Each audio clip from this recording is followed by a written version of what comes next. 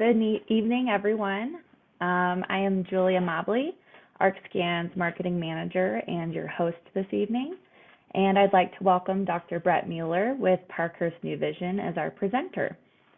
Dr. Brett Mueller is a board-certified refractive, cataract, and anterior segment surgeon at Parkhurst New Vision, and ArcScan is very excited to have him here. Please feel free to type any questions you may have throughout the presentation in the Q&A section of this webinar, and then Dr. Mueller will be answering those after the presentation. So without any further ado, here is Dr. Mueller.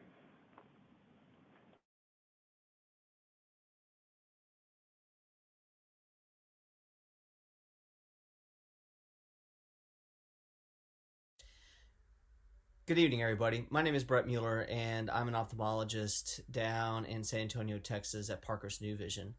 What I hope to kind of speak with you guys today is in regards to the ArcScan and how it has really revolutionized the way that we do ICL sizing in our practice, and really has been a game changer for us. You know, when people are talking about ICLs, and anyone who is an ICL surgeon, we know that the most difficult and challenging aspect of the surgical procedure is not really the surgical procedure itself. What it is the sizing. The sizing is the most challenging part.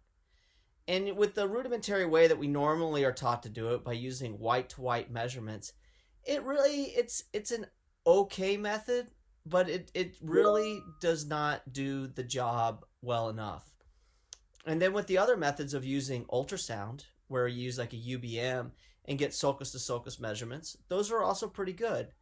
But even in those instances, we do get those outliers, those patients where, you know, a couple times a year, maybe they come in and the vault is too high and now they're in angle closure. And so now we're having to deal with that sort of surgical emergency, essentially.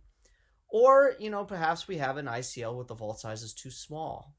And in that case, now we're dealing with, well, do we have to explant this or do we just monitor them? The risks of getting cataract formation, all of those sorts of things. What I hope to impress upon you today and with this talk is that how the ArcScan has really helped us eliminate those outliers.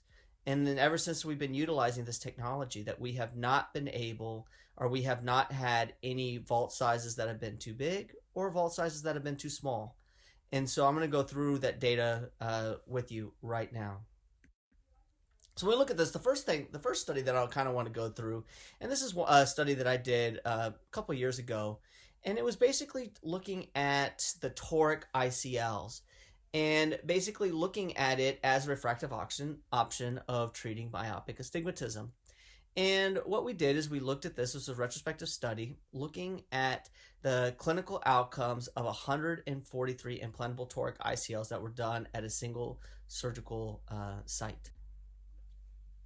This retrospective study evaluated 143 eyes of 75 patients, and what we did was we looked at pre- and post-operative uncorrected visual acuity and best corrected visual acuity. We also looked at pre-operative and post-operative mean refractive spherical equivalent and astigmatism magnitude. And then we also analyzed a subset of patients that were unable to see 20/20 pre-operatively and see what did they get a visual acuity benefits after the procedure, and compared that pre-operatively and post-operatively. Now, in this data, what we did is, you know, when we looked at this 143 eyes, when we looked at the mean spherical equivalent on a Logmar scale, is about uncorrected was 1.37, and on average, most of our patients are seeing about 20/20 post-operatively. When we look at the corrected distance visual acuity and compare that to pre-operatively and post-operatively, we demonstrate that our patients are actually seeing better after the ICL procedure, better than they've ever seen before. Our mean spherical equivalent, we're doing pretty well with being at about a quarter of a diopter, and then our mean astigmatism magnitude is at about 0.79.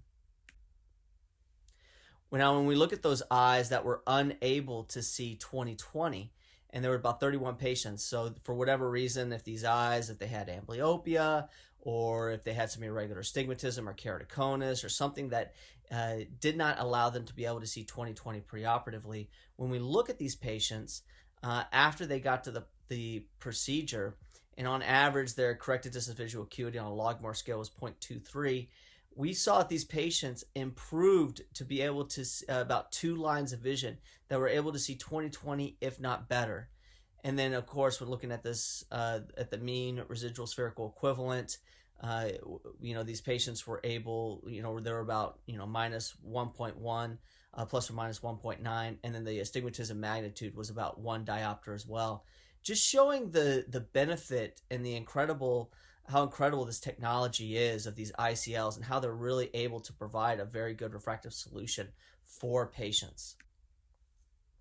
When we look at the scatter plot of these patients in the scattergram, looking at comparing, achieved spherical equivalent versus intended spherical equivalent, we're able to show that about 87% of our patients are able to get within a half a diopter or less of their intended spherical equivalent target. And look at the range of what we're trying to achieve here. I mean, we're talking patients that are going from -3 all the way up to about -17. So it's a pretty good, tight scatter plot that we have going on. So the ICL is an incredible technology and very predictable in terms of being able to achieve what it is that you want to be able to achieve refractively in patients.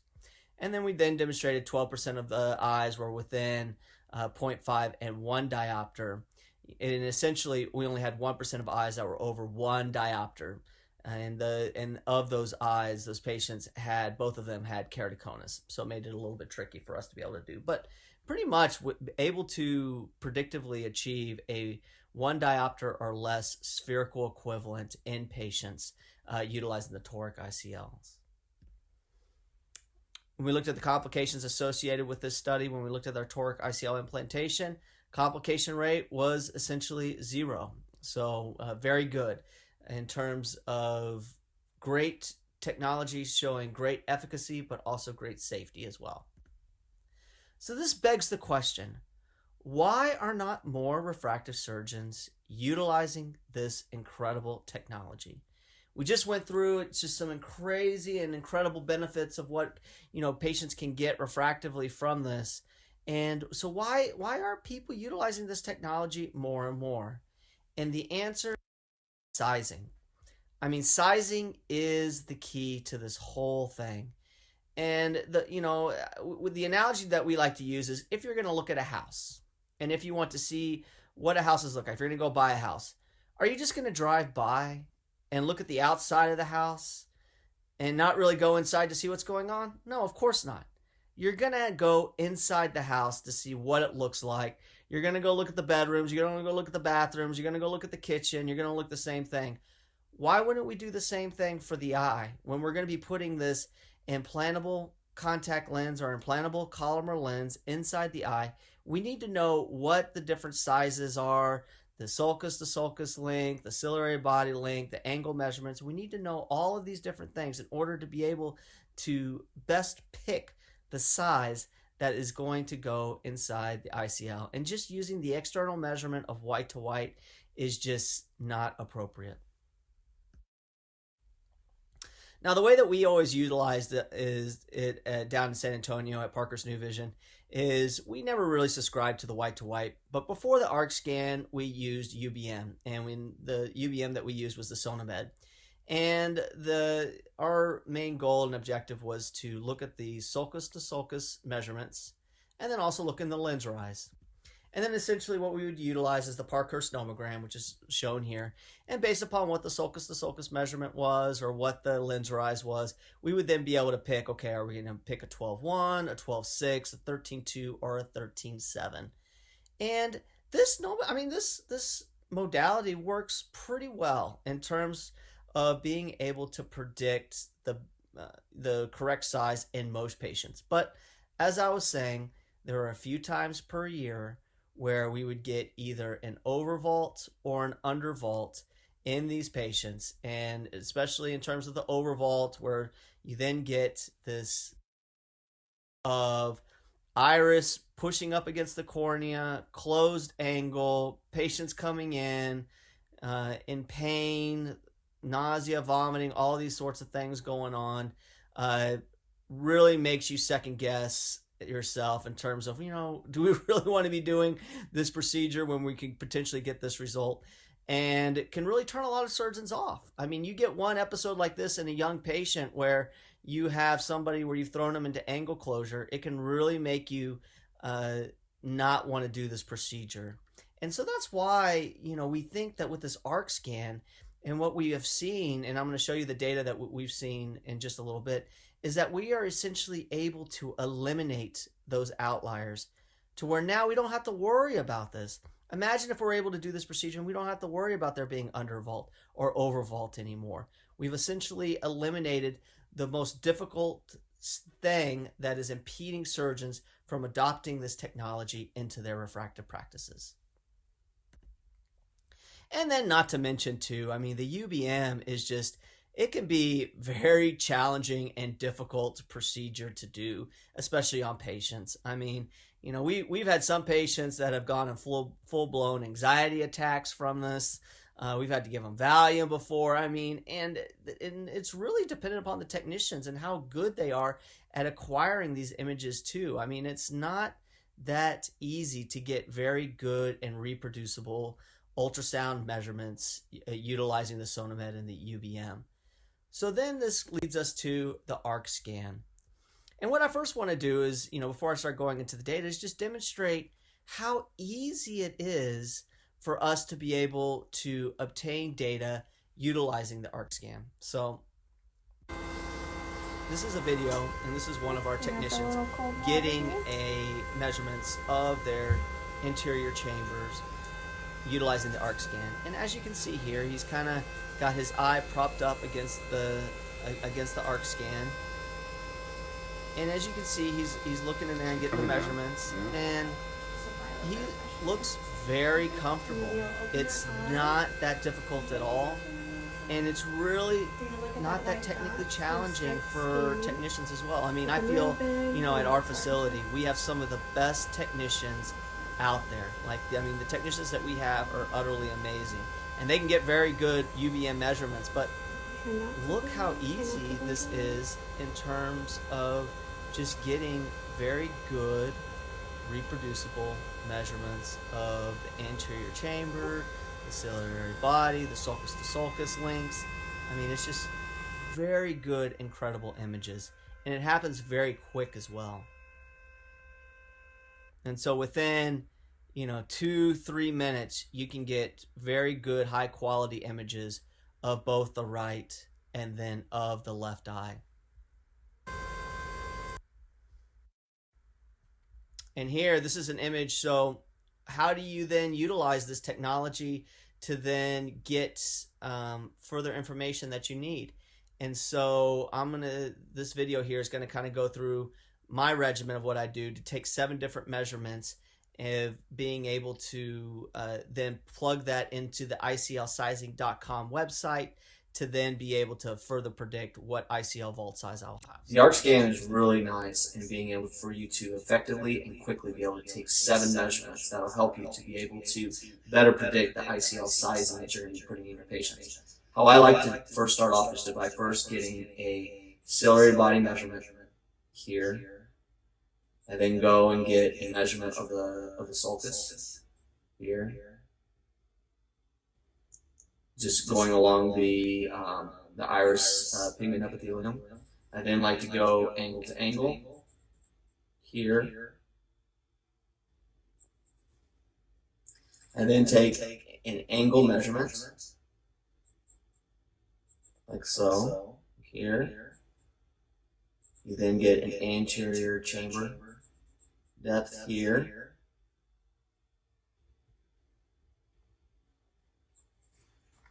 And then you can zoom in. This is going to help you to get the lens rise from the angle measurement. And then one last final lens rise from the sulcus. And that's it. Very quickly, within 1 or 2 minutes, you can get all 7 measurements that you're needing to be able to punch into the ICLsizing.com website. Thank you very much. So as you can see, a technology that's very easy for patients to be able to go through, very easy for technicians in order to be able to get very good, high quality anterior segment images that we can then go and measure. And getting the measurements is very easy too. I mean, it can take me less than 1 or 2 minutes to get all the measurements that I need to then input into the ICLsizing.com website to then come up with the data that I need to be able to then pick which ICL vault size that I want, or ICL size that I want.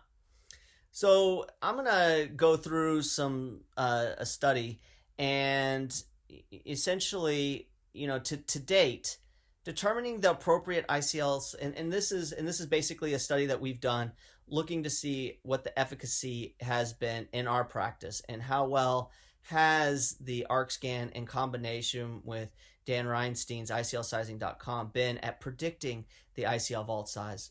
So, pretty much to date, the appropriate ICL vault size, 12.1, 12.6, 13.2, and 13.7, remains one of the most difficult challenging of ICL surgery that we've described.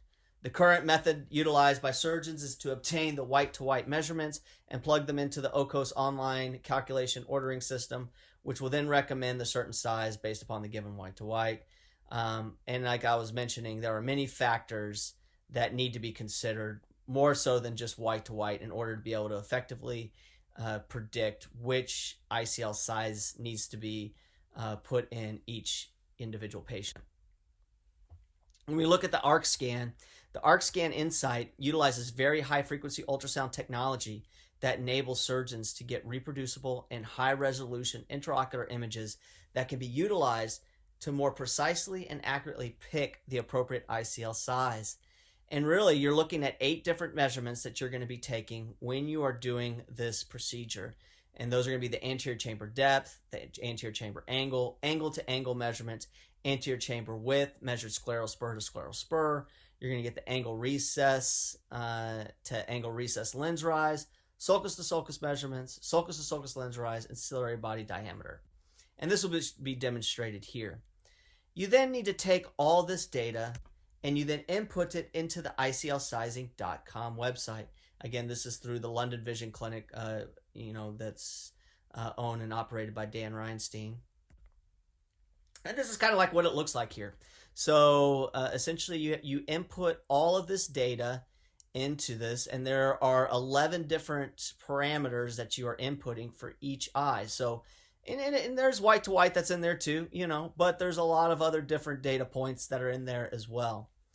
And then with this data, it then plugs out or puts out and says, okay, well, based upon these measurements, and then it will give some other formulas that have been out there too. The Doherty formula, that's one that we've kind of, it's a little bit similar to the Parker's formula, the Parker's nomogram that we use. And it will actually take and show you what the actual vault size would be.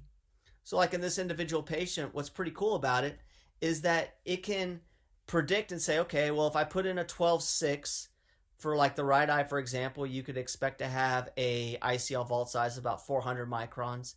And if you put in a 13.2, you could expect to have about 668 microns. And so it can really be utilized. And so like, which one would you pick in this particular case? And it depends. I mean, if I given an anterior chamber depth, like in this patient, of around 3.2, and the fact that, let's say if I was putting in a toric and I wouldn't want to have it to rotate or spin, I'd probably lean more towards a 13.2, and I would know, that I would be within that 250 and 750 micron safety zone of what we really like to achieve when we're looking at our vault size. But if I was putting in a sphere and I wasn't too concerned about rotation, I know that I could put in a 12.6 as well, and that the 12.6 would give me a vault size of 400 microns, and I know it wouldn't be too shallow. So that just shows like one of the beauties of this technology is it really can help you to customize each patient's own vault size to each of their eyes, and you can then pick and choose which ICL that you want to be able to do and really customize that vault size to each individual eye that you're going to be treating. So in our study, what we did is we retrospectively looked at our ICL patient cohort to assess the accuracy and predictability of using the ArcScan in conjunction with ICLsizing.com to predict the lens vault size. This study is going to have 160 eyes, and these results will show the first 100 eyes of those. And we looked at this, when we looked at the scatter plot size, on average, our vault size prediction was within 54.7 microns, which is pretty dang good. To be within 54.7 microns of what you're intending to predict in terms of vault is pretty incredible. And then when we look at in terms of accuracy and how good that we are in being able to predict within microns this vault size, about 97% we are able to get within 300 microns of our intended target, which is incredible. I mean, that's like a half a corneal thickness that we're able to achieve with this technology, which is just utterly incredible. So in conclusion, we have a 0% rate of ICL vault sizes so far utilizing this ArcScan of the vault size either being too small or too large, that we're able to predict within 300 microns 97% of the time. Are we within 300 microns 97% of the time of the ICL vault size? And that we really believe that this ArcScan is the future of being able to predict ICL sizing, and will be the future, and will be the gateway to more surgeons and more refractive surgeons adopting ICLs into their practice. Because once we can eliminate those outliers, once we can say, you know, we don't have to worry about the angle closure patients coming in the middle of the night, we don't have to worry about the cataract formations, that is going to instill more confidence in more surgeons, and that they are going to confidently be able to adopt this technology and be able to offer patients. So with that, I appreciate your time, and I will address any questions. Thank you very much.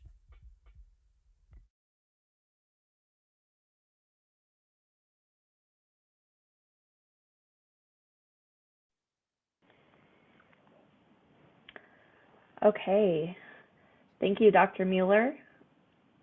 I think we have a few questions if you're ready to answer those. Sure. Okay, looks like we have the first question. How does the Insight 100 compare to other anterior segment imaging devices? Yeah, so I mean, in our practice, we have found that the ArcScan, just in terms of image quality, is just far superior than what we've seen with other anterior segment imaging devices, and also the reproducibility in terms of getting very nice images time after time, and really technician independent as well with the ArcScan Insight 100. And then also too, just the depth that you're able to obtain as well. You know, we're looking at the big key factor that a lot of people are finding, including, you know, Dan Reinstein and the Zaldivars, is basically identifying the importance of looking at the ciliary body to ciliary body inner diameter and utilizing that to determine what would be the appropriate ICL vault size. And this technology enables us to be able to view that beautifully. Great. How often would you say that you use the Insight 100, and what would be the most frequent use for it? For us in our practice, I mean, we're primarily like a high volume cataract refractive practice down in San Antonio, Texas. And our main reason for utilizing this technology is for ICL sizing. But we also use it too for epithelial thickness mapping as well. The epithelial thickness images that you can obtain from this technology is absolutely incredible too. So we'll utilize that for patients to see if they're a LASIK candidate, or if we would rather steer them more towards PRK as opposed to LASIK. But it's enabled us to utilize that as well. So. And do you use it for anything that you hadn't originally anticipated it for? Those are the main things. I mean, if we're having if we want to get just really good high resolution anterior segment images just for whatever reason. I mean, there's times where patients, they'll have like a corneal scar and want to see how deep the corneal scar is. So we utilize this technology to image the cornea and to see, okay, well, how thick does that scar go? Can we put a LASIK flap in there? Really much just anytime we want to get really good high resolution anterior segment images, that's when we utilize this device. Okay, couple more questions we have. How does this technology compare with an anterior OCT, in your opinion? Compared to an anterior segment OCT, I feel that, like I was saying before, is that the resolution that you're getting at utilizing with this technology is just superior. The images are better, higher quality, and then you can get down to that ciliary body measurements as well to measure that inner diameter of the ciliary body length. And how do you use this technology post-operatively? So post-operatively, so let's say if we want to see how an ICL is potentially, if it's if it's not sitting appropriately, or we want to look at the vault size, or if we want to get any high resolution details of what's going on in terms of how the ICL may be in the eye, we'll then utilize it for that purpose. Okay. Next question. Any chance that the system would be able to do an automated 7 measurements instead of manual placing? That would be awesome. And it would be awesome too, is if we could get those measurements automatically inputted into the ICLsizing.com website. Yes, I hear you. That would be a great add-on to this technology for sure. I would love to see that added. Absolutely. Maybe in the future. Maybe in the future. It doesn't do it now, but I would definitely love to see that. Okay. After knowing this technology, would you implant an ICL without it?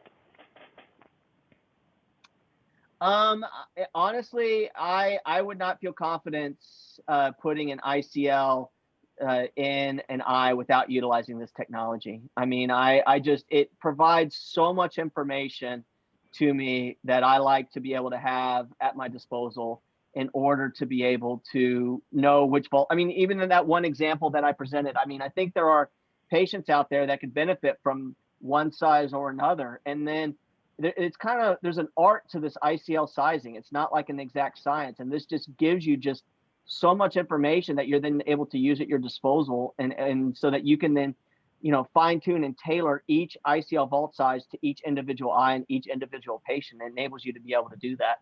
And so right now, since I've been using it, and I predominantly do most of the ICL sizing in our clinic for our practice, and I couldn't see myself not using it anymore.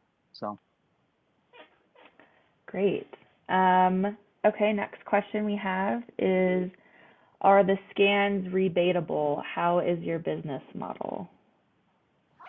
No, the scans are not. You can't. I mean, I'm using them for refractive images and stuff. So, patients come in. I mean, it's cash-based procedures and stuff that we're doing, and so we do this as a part of the amount of money that the patients came in and paid to get the procedure. So we're not trying to get insurance to pay for this.